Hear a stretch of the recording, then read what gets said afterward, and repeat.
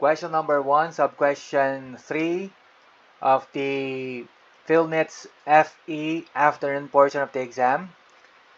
In this question, we are being asked, from the answer group below, select the answer that is appropriate as a measure to address the underlined section in Table 1. If we look at Table 1,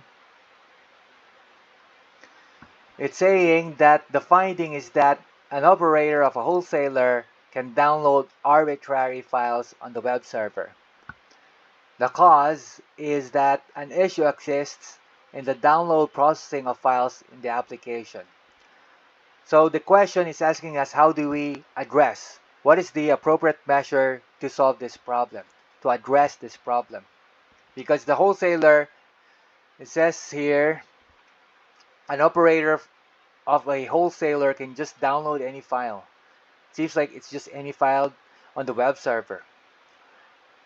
And we gotta have some way to prevent the operator from downloading files of another wholesalers. If you look at the answer group, I think I remember answering this question, and I think I didn't get the correct answer at the time. But if we analyze why letter A is the best answer,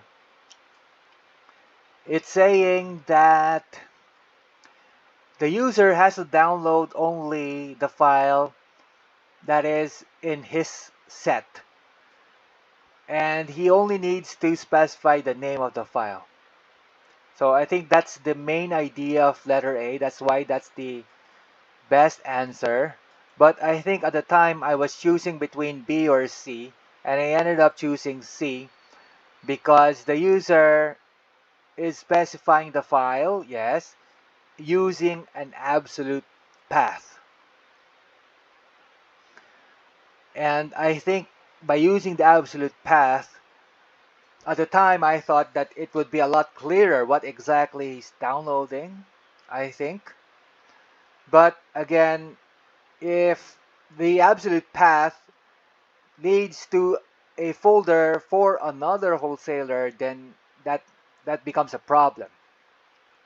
Similarly, for letter B, it's using a relative path instead of absolute path.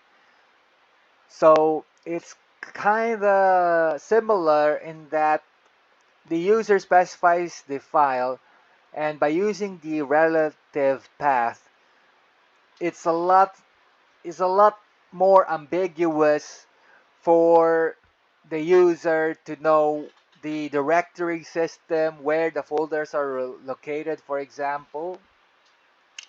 And we're using a relative path, which means that the path is based on what we know, and from there we can find the file, while the absolute path is based also on what we know, but it's specific to the directory that you're going for, and you should have a much larger understanding of the directory that is being used by the web server and where the files are located. For example, if it's just after the web server folder, then you just put that as part of the absolute path. But if it's relative path and you don't actually know that there's what we call a web server folder, then you use what the server uses as its base folder, and then from there you can find the file. But again, having to know all these things seems to be too much for a user, and I think that's know-how, particularly for the engineers, particularly for the other guys who have a wider and larger understanding of how the system has been built, of how the system has been designed. So both B and C are incorrect.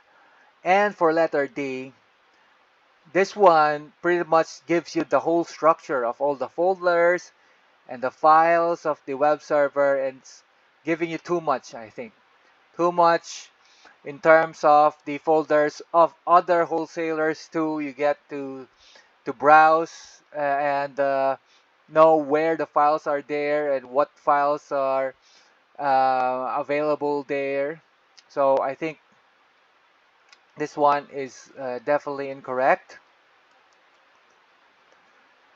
And so the best answer is letter A, because you gotta only give the name of the file, and then the file, if the file exists in the folder for your wholesaler, for the user, then that's when it downloads the file.